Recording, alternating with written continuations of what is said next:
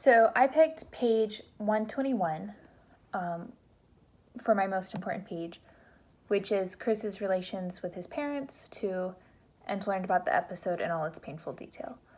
And this is the edition of the book I have in case it's a different edition. But I chose this page because it really, so the entire book, it feels like Chris has been, the question of why is Chris on this adventure, on this, as he calls it, odyssey, has really been like the question, right?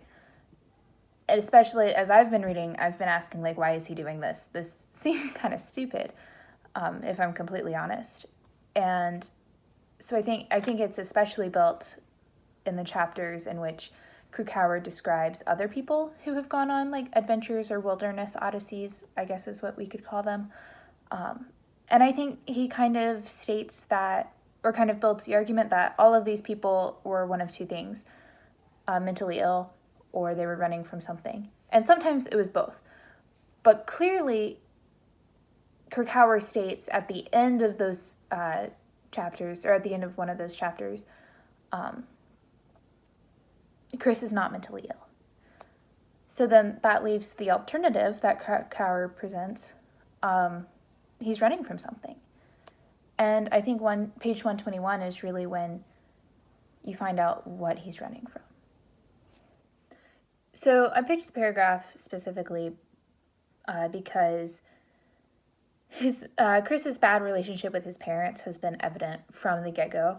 I think the first chapter you really meet Chris, when he's with Jim, he introduces himself as Alex Supertramp, which is not Chris McCandless, clearly, and is portrayed as kind of a way to set himself apart from his family. He clearly wants nothing to do with his family. However, as you learn about him as a kid, it's pretty clear that his bad relationship, it wasn't always a bad relationship. He went hiking, like his parents, actually his dad taught him how, really passed along this and started this like love of nature and love of being outside. I mean, they did climbs together and went hiking together,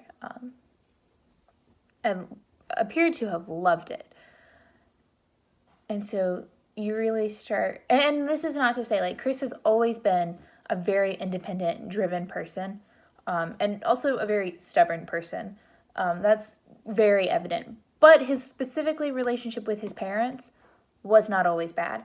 And something happened from, between childhood and his graduation at college.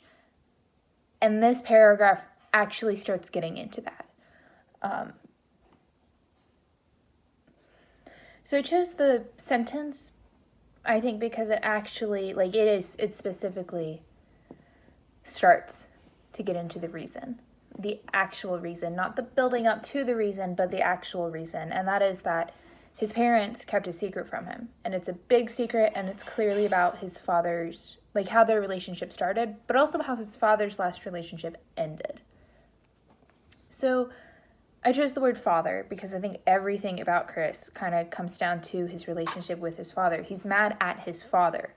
Chris pieced together facts of his father's previous marriage and subsequent divorce. He's mad at his father for the way his divorce and really his two relationships with these two women was handled.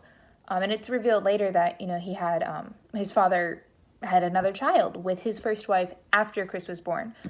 And that's what Chris finds out. But I think this word father and this sentence, it does a really good job of driving the fact that it's not so much that he's mad about that this other kid exists. He's mad that his father made this decision. His father kept these secrets. And I think this is reiterated later when Krakauer talks about his own, perceived connection to Chris. I mean, he goes into a lot of detail about